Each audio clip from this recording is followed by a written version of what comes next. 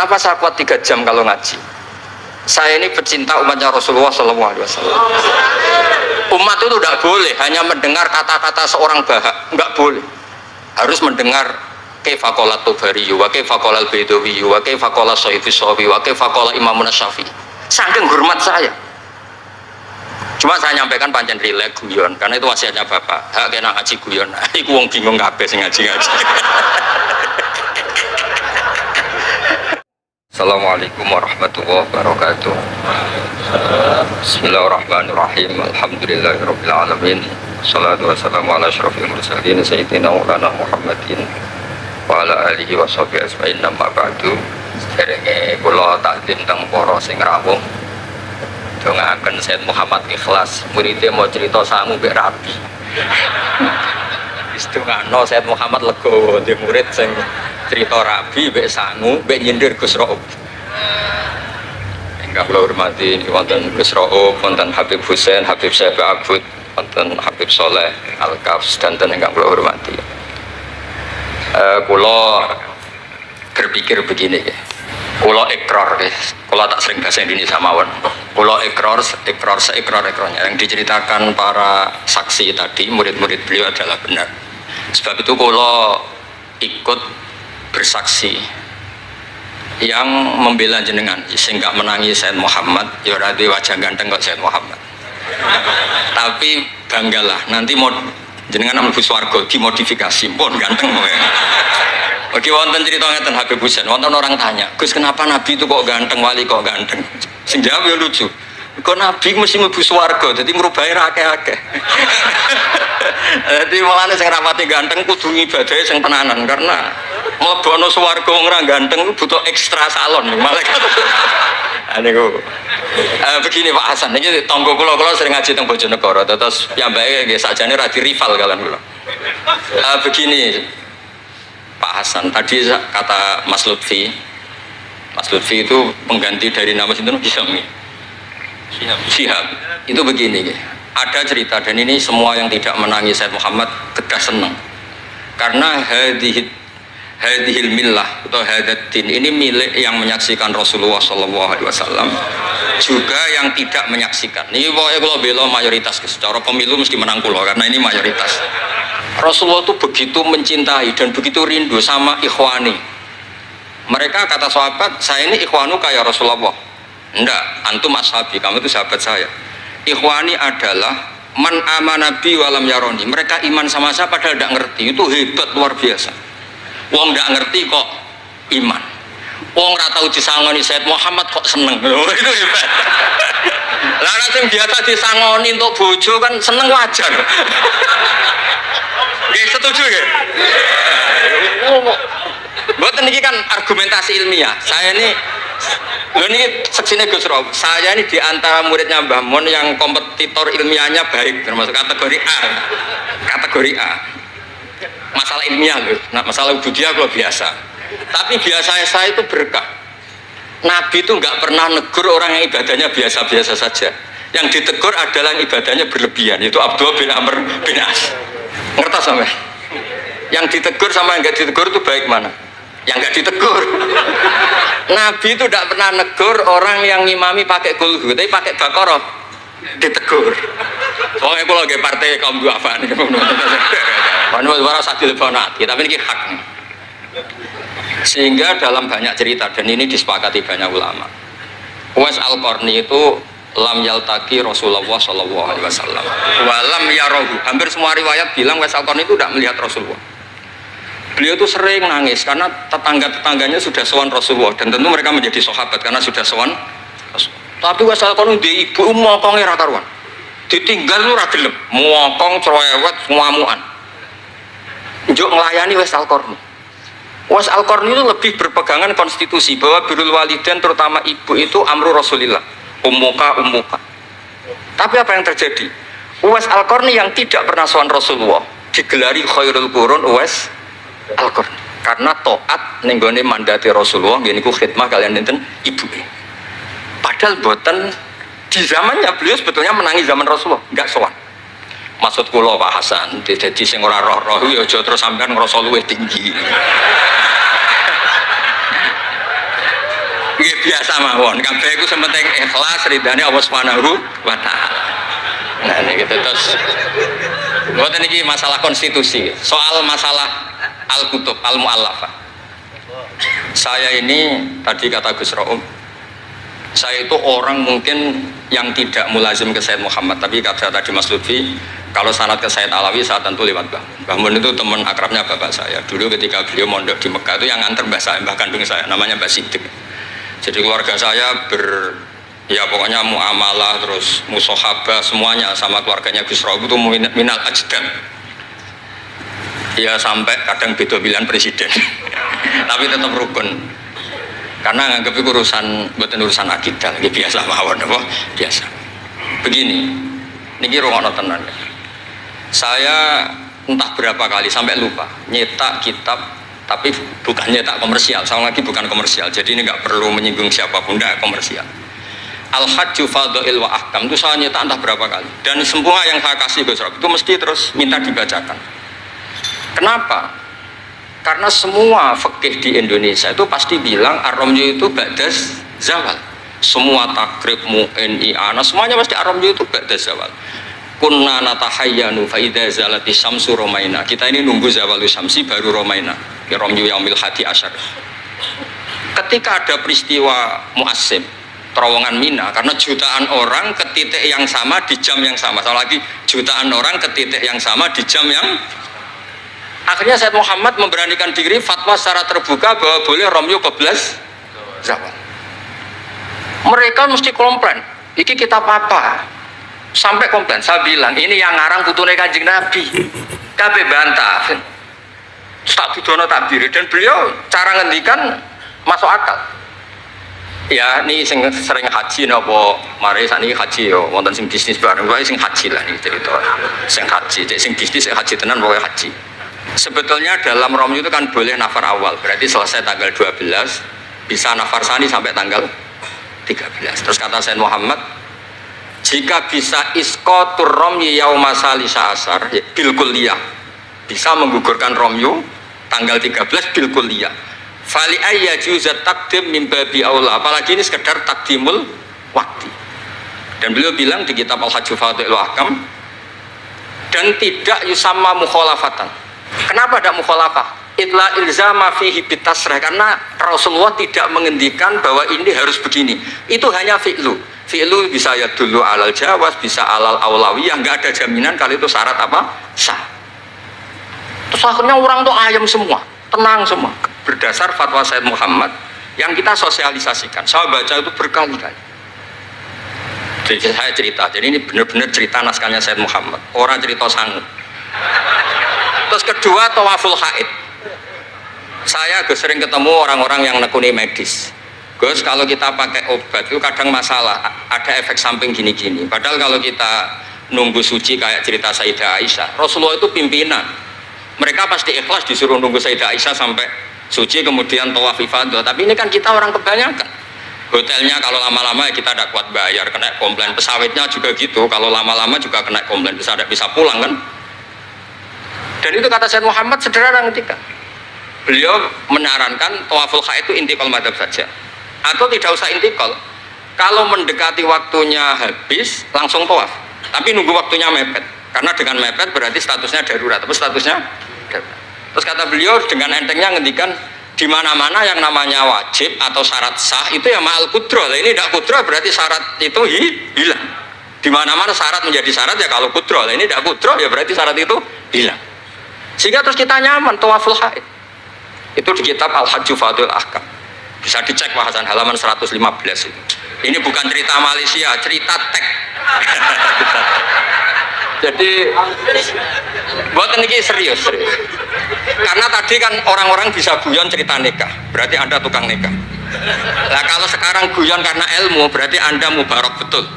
Cerita nikah iso guyu, cerita ilmu iso guyu, berarti waras sampean. Ternyata bisa senang dengan ilmu, bisa senang. Ya relax saja. Saya baca kitab beliau yang khataman, ini Gus Rauf saksinya. Saya baca Qawaid Asasiyah itu pasanan khatam tahun 39. Terus poso ini kemarin 45 ini saya juga khatam baca Qawaid Asasiyah.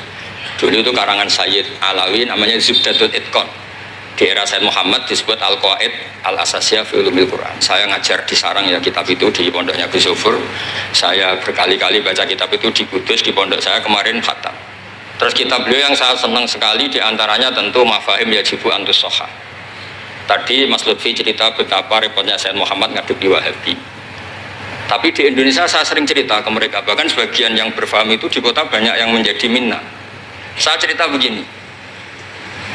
La ilaha illallah itu kalimatun dakhala bihal kafiru al-islam. Fakaifa bihadil kalimah. Kok terus jadi tukhriju hadil kalimah al-muslimah minal islam ilal kufri. Orang tahlilan, orang nyekel patok, orang-orang NU yang khol itu nyekel patok orang la ilaha illallah, la ilaha illallah. Itu kalimat yang orang kafir puluhan tahun menjadi muslim. Masa dengan kalimat yang sama menjadi kafir? Itu logikanya tidak kena. Berarti kalimat ini punya dua status. Ya mukminah memukminkan, juga mukafirah mengkafirkan. Itu kan lucu gitu. Dan itu mereka terus menerima. Kayaknya bener Gus Pak, masa kalimat yang 70 orang misalnya kafir dalam waktu 70 tahun itu karena melafatkan satu kalimat itu saja, la ilaha illallah Muhammadur Rasulullah, langsung menjadi apa? Menjadi muslim atau mukmin. Masa dengan kalimat yang sama hanya karena sambil megang patok terus menjadi apa? Kalimat itu kalimat syahadatul tauhid. Makanya saya mohon para muhibbinya Said Muhammad itu harus baca kitabnya. Saya ini bukan niat sombong. Saya baca kitab beliau yang saya takriri sampai khatam itu ya Al-Hajju Fadlul Ahkam. Saya sudah lapah berapa kali saya khatam. Terutama di bab Tuaful Haid sama Amram Yukobla Zawad. Terus Mafahim Yajibu Antus Soha, Qawaid Asasiyah, Mafhumut Tatawur wa Tajdid. Terus yang kitab-kitab paling modern terakhir karangan beliau itu Sirah Nabawiyah, syaratnya Alfiyatus Sirahnya Zain al-Iraqi, terakhir Mu'alafatus Sayyid Muhammad. Dan saya yang sering juga sinau itu Manhajus Salaf fi Fahmin Nusus. Itu juga termasuk kitab yang sering saya pelajari. Sehingga belajar betul Mas Hasan, boten main-main, belajar betul ya. Maksudnya kalau tidak bisa tak cari di kamus.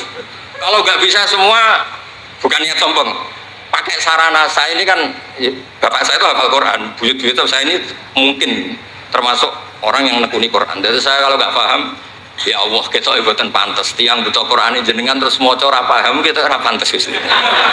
Nah, ya akhirnya paham itu. Nah, dari sekian cerita yang difahami nufus, nah ini supaya sampean clear ya. Saya mohon semohon-mohonnya. Jika jenengan pilihannya berpakaian seperti ini oke lah. Yang berpakaian ala Rasulullah atau ala Arab terserah lah istilahnya, nggih monggo. Tapi yang berpakaian ala Jawa gini, saya masih ingat takbir itu di halaman 423 di Manhajus Salaf fi Fahmin Nusus. Itu beliau ngendikan gini. Wa kanat sunnatu Rasulillah sallallahu alaihi wasallam annahu yatamu ma yajiduhu fi ardi wa yalbasu ma yajiduhu wa yarkab ma yajiduhu mimma abahahu wa famanis ta'mala ma yajiduhu fi ardi fawa al-muttabi' li sunnah kama annahu hajjal baita min madinati faman hajjal baita min madinati nafsi fawa al-muttabi' li sunnah wa ilam tarkun hadil madinah tilka. Sampai cek itu insya Allah lafadznya itu persis, bukan karena saya pintar atau cerdas, memang saya tekuni. Aku raiso seneng terus pasang foto tok itu tidak bisa, saya tidak jenis seperti itu. Terus seneng ngenang di sangon itu orang iso, saya itu sebenarnya tidak bisa. Tidak bisa, saya tidak jenis itu. Saya itu ya sering dikasih uang Mbah Mun, Gus Rauf saksinya, tapi ya saya ngenang beliau itu ya kitabnya tak pelajari al-ulama tak baca depan santri saya khatam. Saking senengnya saya Mbah Mun ke Said Muhammad sama beliau punya karangan Maslakut Tanassuk fil ittisalat li Said Muhammad, Maslakut Tanassuk al-Makki fil ittisalat bi Said Muhammad al-Maliki. Saya baca khatam. Saya sampai lupa entah berapa kitabnya Said Muhammad, saya baca khatam dan ada takrirannya. Takriran ini penting karena argumentasinya ilmiah. Misalnya begini, kalau orang ke kuburan kemudian agak diluk, dianggap suratus sajidin li makhlukin, suratus sajidin li makhlukin. Maka kata Said Muhammad kadang jawab ya lucu, berarti orang yang koinnya jatuh, koin duit receh. Kalau saya kan mungkin sudah kaya uang kayak itu, koin jatuh udah tak ambil, kalau sampean itu kan masih diambil. Itu kan mesti fisuroti sajid atau fisuroti roke. Lah kalau itu dianggap murtad, semua orang yang ngambil HP-nya jatuh, itu semuanya Murtad karena ada suratus sujud li makhlukin, apalagi ini makhluknya koin. Nah ini bukan guyon, ini data ya. Maksudnya tak baca di sini karena memang saya profesional. Kalau tapi jangan ngundang saya, yang berang ngundang saya Gus Rawi itu pun sekali ini dok perjanjian. Saya ini punya buyut-buyut Habib Husain Ba'bud. Buyut-buyut saya itu tukang uzlah. Jadi saya termasuk kiai yang nggak suka diundang. Paling saya hanya ke Pasuruan karena Kiai Hamid Pasuruan itu sepupunya mbak saya. Ke Gus Rawi karena putranya guru saya. Pernah diundang Gus Kafabi karena agak-agak dipaksa. Mbah Mun itu ngaji di Pak Karim, berarti jenengan cucu murid. Waduh. Kok pakai ancaman ini? Wah ya sudahlah, saya nurut tuh. Saya nurut, tapi saya bilang begini, saya ini punya pondok Quran, sering deres Quran. Tadi kata Gus Rauf sering deres Quran, sering nyemak Quran. Ya monggo kalau berani menanggung hisab itu. Akhirnya terus sekali aja karena resiko juga kan mengganggu orang yang deres itu. Buatan ini buatan ancaman, buatan cerita maupun buatan saya biasa. Nah ini saya baca beberapa teks yang supaya jenengan ngerti. Ketika saya Muhammad mencintai Imam Malik itu beliau sampai punya karangan Imam Mudairil Hijrah Malik bin. Saya beri sekian cerita betapa Sayyid Muhammad itu mencintai Imam Malik. Makanya beliau dengan gelar Al-Maliki. Beliau karuan Al-Hasani tapi beliau menyisipkan gelar apa? Al-Maliki. Kenapa? Saya cerita sekian mazhayanya Imam Malik. Imam Malik itu tidak berpendapat kalau ba'da sholatil asri masuk masjid itu disunatkan sholat. Karena bagaimanapun itu waktu ba'dal asri, meskipun ada sebab mukorin yaitu masuk masjid. Tapi beliau ada anak kecil, di sini ada tabirnya, ada anak kecil bilang, ya Syekh kum farkah. Kamu ini sudah Syekh, sudah kiai masuk masjid dan sholat tahiyatul masjid, kum farkah. Beliau tidak debat, langsung sholat. Ketika ditanya, innahu laisa bimadzhabik, itu tidak madzhab engkau ya Malik. Inni khosyitu an akuna minal ladzina idza qila lahum ruk'u la yarka'u. Kayak apa? Maksudnya Mas Hasan, kalau seneng Imam Malik, yang ngarang Imam Malik. Kalau seneng Sayyid Muhammad, ya baca kitabnya. Selain cerita dinikahkan dan cerita dikasih uang. Buat ini ganjarannya kata kula gojlok. Mergi dadi jenengan seneng, jenengan ngomong itu kan ganjaran. Nah sampean takok, lah ono korbane, kalau tadi ya korban berkali-kali kan saya. Terus ada lagi cerita tentang Imam Malik itu pernah dimintai orang miskin. Saya minta uangnya. Imam Malik jawab, dohirnya itu tidak Islami. Saya tidak punya uang. Kapan-kapan saja ke saya. Terus kata orang di dekat Imam Malik, lima adalah takulu kama yakulun nas rozaqallah. Kenapa engkau tidak seperti umumnya orang rozaqallah? Enggak jadi. Kata Imam Malik, asyaddu kalimatin ala sa'il. Kalimat terberat bagi sa'il adalah kalimat yang nyimpan roda sa'il. Walau dimna jumlatin, meskipun itu fidinim jumlatin. Terus fa'ana ujillu ismallahi ta'ala an azkurahu liman yakrahu sama'ahu walau dimna jumlatin. Saya ini ingin menyelamatkan nama Allah. Peminta itu paling nggak suka kalau ada kata-kata yang arahnya pokoknya nggak ngasih. Saya ulang lagi, peminta itu paling nggak suka kalau ada kata-kata yang arahnya itu tidak ngasih. Karena peminta ini sudah mangkel, saya menyelamatkan tidak nyebut Allah, nanti Allah jadi korban. Rozakok Allah, itu Allah kapan? Nyatanya sampai sekarang tidak ngasih rezeki, kan Allah bisa jadi korban kan? Maka beliau nggak mau nyebut Allah.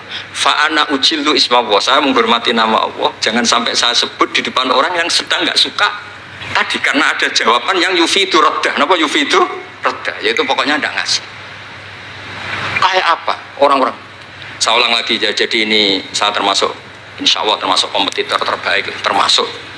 Bukan apa ya, karena menurut saya seneng orang itu. Saya baca Ikhya itu lupa. Khatam berapa kali itu saya takriri pakai naskah. Gus Rauf punya, saya naskah maknanya Mbah Zubair saya punya. Ngaji Bahmun. Kalau nggak bisa masih pakai kitab Ithaf. Kalau naskahnya beda, saya cari naskah yang lain. Karena saya seneng Ikhya. Minhajul Abidin. Pokoknya kitab-kitabnya Imam Ghazali. Saya seneng kitabnya Bahmun, Mbah Zubair, semua. Bukan apa. Takut saya seneng ternyata saya yukhalifu madhab. Saya sebagai pembaca maksudnya ya. Korek itu kalau senang ternyata dia yukhalifu madhab karena ada baca. Contoh gampang begini, saya tuh sering ketemu orang-orang khusyuk yang tidak ngaji. Gus itu gimana orang-orang sholat pakai baju merah? Tak tunjukkan di Bukhari, babus sholat fi saubil ahmar. Ada yang protes lagi, gimana Gus itu kiai kok sholat kencing? berdiri babul qauli qaiman inda subadati qaumin di Bukhari itu. Gus, kok ada hadisnya semua? Yang masalah otak kamu kata saya gitu. Lu sampai sholat, sampean kalau sholat kan mikir, ya mikir utang, mikir macam-macam. Itu Imam Bukhari punya bab. Babul ifkar, tafsirnya apa? Imam Bukhari pakai bab itu babul ifkar di sholat, bab mikir di sholat. Itu dalilnya lucu Bebusen. Kanjeng Nabi itu sholat terus salam ke susu. Ditanya kenapa ke susu? Saya ingat ada dinar di rumah yang belum saya bagi. Berarti ingatnya kan pas sholat. Sampai ya bedanya Nabi ilingnya barang apik sama orang, tapi kan podo lah dalam bab. Jadi kalau suwon kitab-kitab Sayyid Muhammad yang jadi makhrajan hasanan lihadil ummah itu harus kita bela mati-matian. Misalnya begini, Ataqah Somadia, mungkin di Jawa Timur disebut Ataqah Kubro, yang baca kulhu beberapa kali, yang katanya bapaknya terus masuk surga itu kan kalau di kampung saya Gus, kalau ada baca gitu yang selain anaknya tak udah kamu udah usah serius, ramlak di bapak. Oh anaknya tenang-tenang. Pernah ada orang ngundang saya, Gus, ngocok Ataqah Kubro Gus. Anaknya mau nggak mangkon, monggo pinar, saya pulang. Kenapa Gus pulang? Karena anaknya ramoco, wong liya bukan moco sembrono ya. Sing ana ning hadis awaladin sholihin yatullah, ra ono au kiyayin sholihin yatullah. Langsung Gus jenengan ngawur ya dalil. Aku ora ngawur pancen aku wong alim, mesti roh tenan. Sing ana ning hadis awaladin sholeh, ora au kiyayin soleh. Jadi anak itu penting, malah mau enggak makan atau berokokan. Monggo. Semenjak itu kalau orang undang saya enggak berani kalau enggak khusyuk ngocok. Takut saya pulang. Lah misalnya yang undang bagakno nyangoni saya, sugih saya. Kan mboten ngefek no, teror itu mboten ngefek. Jadi ini penting, meskipun guyon, ilmu itu didudukkan. Sayyid Muhammad ngendikan, hadis-hadis tentang jumlah kul huwallahu ahad semuanya itu dhaif. Saya pernah ngaji itu di Kudus cerita gini, alhamdulillah kok dhaif. Hadis tentang jumlah la ilaha illallah yang banyak, alhamdulillah juga dhaif. Karena kalau itu syarat sahnya harus banyak, berarti begini, mangqala la ilaha illallah mi'ata marrah lagi dakhalal jannah. Berhubung nggak ada jumlah mi'ata marrah, satu pun sudah dakhalal jannah. Kul wahad juga sama, di riwayat Bukhari jelas. Ada orang kalau imami baca kulhu ditanya, kenapa engkau baca kulhu? Li'annaha sifatur rahman fa ana uhibbu an aqra'a biha. Kata Nabi apa? Jibril datang, akhbir ya Muhammad anna wa yuhibbu bi hubbihi qul huwallahu ahad. Dan semua riwayat kadang hanya bilang hubbuka iyyaha adkhalakal jannah. Dan enggak ada riwayat hubbuka iyyaha wa qira'atuka alfa marra wa alfa marra lagi dakhalal. Kalau ada riwayat itu, innalillahi wa inna ilaihi raji'un, kita punya masalah besar karena kita enggak kuat baca lama-lama itu udah kuat. Artinya gini, kita harus menjadikan kitabnya Sayyid Muhammad ketika menvonis hadis-hadis yang jumlahnya besar tadi. La ilaha illallah. Soal kamu lakukan tetap baik, kita sepakat itu baik. Tapi jangan jadi aturan hukum. Saya ulang lagi, baca banyak tentu tetap baik, tapi jangan menjadi aturan. Kalau jadi aturan hukum berarti gini. Dakhalal kafiru fil Islam in qara'a la ilaha illallah alfa marrah mi'ata marrah. Itu yang mengislamkan di masjid capek itu. Karena nunggu alfa marrah. Jadi saya mohon, karena agama ini yuridu wa bikumul yusra, agama ini Allah inginnya itu mudah. Bu'istu bil hanifiyatis samha, semuanya itu mudah. Tapi jangan tahawun. Jadi kalau suwon tadi alhamdulillah sudah diduga saya 20 menit karena memang saya ini tidak bisa pidato. Saya kalau ngaji di rumah ini Gus Rob saksinya. Saya ngaji biasa 4 jam, 3 jam biasa ngaji. Ngaji ada kitabnya saya baca Jalalain, pikirnya ada Sofi, ada Futuhat Ilahiyah, kadang ada Tobari, itu kuat. Kenapa saya kuat 3 jam kalau ngaji? Saya ini pecinta umatnya Rasulullah SAW. Umat itu tidak boleh hanya mendengar kata-kata seorang bahak, enggak boleh. Harus mendengar kaifa qala Tobari, wa kaifa qala Al-Baidawi, wa kaifa qala Sahifus Sawi, wa kaifa qala Imamun Syafi'i. Saking hormat saya. Cuma saya nyampaikan pancen rileks guyon, karena itu wasiatnya Bapak. Hak kena ngaji guyon. Iku wong bingung kabeh sing ngaji-ngaji. Jadi, ya ngoten mawon. Assalamualaikum warahmatullahi wabarakatuh. Oke teman-teman, jadi itulah reaction ngaji kita bersama dengan Kiai Haji Bahauddin Nursalim atau Gus Baha, yang mana pada kali ini Gus Baha ngaji di Lirboyo dan disitu mempelajari ataupun mengkaji mengenai karya-karya kitab dari Sayyid Muhammad Al-Maliki Al-Hasani, Dan beberapa hal yang juga disampaikan oleh Gus Baha kepada jamaah bahwasannya yang paling inti dan paling mengena adalah bahwasanya karena kecintaan Gus Baha terhadap umat Rasulullah, maka umat Rasulullah itu ya harus mendengarkan apa yang disampaikan oleh Rasulullah melalui beberapa kitab-kitab referensi-referensi yang dikatakan oleh para ulama-ulama yang bersanad sampai pada Rasulullah, bukan hanya apa yang dikatakan oleh Gus Baha atau kata-kata dari Gus Baha saja. Umat itu mempunyai apa istilahnya, hak untuk mendapatkan ilmu yang berasal dari Rasulullah dan disambungkan dengan para ulama, bukan hanya mendengar cerita-cerita atau pikiran-pikiran dari Gus Baha saja. Itu kalau kata Gus Baha seperti itu. Maksudnya apa? Maksudnya itu adalah ulama, para dai atau para pendakwah itu juga harus menyampaikan sesuatu hal, suatu ilmu yang berasal dari Rasulullah, itu yang berasal dari Allah tentu saja, itu melalui kitab-kitab yang bereferensi jelas ataupun bersanad ilmu yang jelas. Misalkan dengan membaca kitab dan sebagainya. Tidak hanya sekedar mengaji yang nantinya hanya timbul guyon-guyon saja ataupun hanya kata-kata yang sedang viral-viral saja ataupun sebagainya. Nah, karena apa? Karena umat Rasulullah itu mempunyai hak untuk mendapatkan ilmu dari Rasulullah melalui orang-orang yang sudah mendapatkan apa istilahnya, keberuntungan karena dia mengetahui terlebih dahulu. Artinya orang-orang yang alim alamah itu orang-orang yang sudah lebih dahulu tahu. Maka dari itu orang-orang yang lebih dahulu tahu seharusnya menyampaikan apa yang ia ketahui tentang, terkhususnya adalah ilmu-ilmu dari Allah, ilmu-ilmu ketauhidan, ilmu keislaman, ilmu dari Rasulullah, disampaikan pada umat secara umum. Karena menyembunyikan ilmu itu juga termasuk suatu hal yang kurang baik ataupun tidak boleh. Dan itu teman-teman, yang mana pada di sini juga Gus Baha banyak menggojlok kalau Gus Baha sih bilangnya adalah Mas Hasan gitu ya, Mas Hasan, menyampaikannya Mas Hasan, entah itu Hasan siapa ya, karena di situ kemungkinan besarnya adalah ia yang merupakan murid seorang Sayyid Muhammad Al-Maliki, kemudian dia pernah diberi uang atau beri sangu dari Sayyid Muhammad Al-Maliki itu, kemudian juga ia pernah dinikahkan ya, maka itu menjadi kebanggaan bagi Mas Hasan itu, sehingga Gus Baha langsung gojlok secara penuh ya, secara apa istilahnya, secara brutal kepada Mas Hasan ini, karena ya tadi itu langsung disekak ataupun langsung disampaikan bahwasanya umat Rasulullah itu mempunyai hak untuk mendapatkan pengetahuan, mendapatkan ilmu dari Rasulullah ya, melalui kitab-kitab para ulama, para ahli ilmu, tidak hanya dongengan-dongengan saja gitu.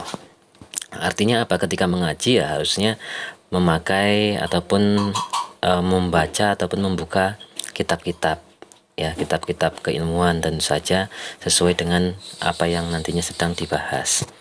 Nah, kemudian seperti halnya kita ketahui bahwasanya Gus Baha biasanya memang ngaji itu ya tetap harus pakai kitab ataupun pakai ya misalkan tafsir Jalalain misalkan, ya harus pakai kitabnya, harus pakai referensi yang jelasnya. Kemudian kitab tafsir Sawi ya juga sama gitu. Dan tadi juga disampaikan tetapi Gus Baha meskipun umat itu mempunyai hak untuk mendapatkan ilmu dari Rasulullah, tetapi yang disampaikan oleh Gus Baha menyampaikannya itu secara apa istilahnya, secara banyak guyonannya. Nah, kenapa banyak guyonannya? Karena itu sudah menjadi suatu apa istilahnya ya, wasiat dari ayah beliau yaitu Kiai Nur Salim untuk menyampaikan ketika ngaji yo harus banyak guyonnya, karena jamaah itu biasanya di rumah sudah punya masalah, kemudian sudah sering diseneni, dimarahin sama istri ataupun sama siapa gitu, kemudian sudah banyak problem aja di rumah, kemana kemudian dia ke ngaji ya tetap harus guyon, karena ketika ngaji kok dimarahi ya nantinya double ya dimarahinya. Itu ya teman-teman, yang jelas adalah ilmu yang disampaikan oleh Gus Bah ini adalah ilmu-ilmu yang tingkat berat ya, karena memang tadi juga disampaikan oleh Gus Bah ya, bahwasanya ini setiap apa yang disampaikan oleh yang dilakukan oleh Sayyid Muhammad Al-Maliki itu termasuk kitab-kitab yang termasuk apa ya, pemikiran istihad fikih, istihad ibadah yang bersumber dan berdasar dengan keilmuan. Itu saja teman-teman, terima kasih. Semoga kita semua senantiasa sehat, senantiasa istiqomah ngaji bersama dengan Gus Bah. Semoga Gus Bah senantiasa sehat agar terus-menerus bisa ngaji bersama kita, dan juga semoga ini menjadi amal ibadah Gus Bah yang berkah dan berkah untuk kita, menjadi ilmu yang manfaat dunia akhirat untuk kita semua. Sekali lagi terima kasih. Wassalamualaikum warahmatullahi wabarakatuh.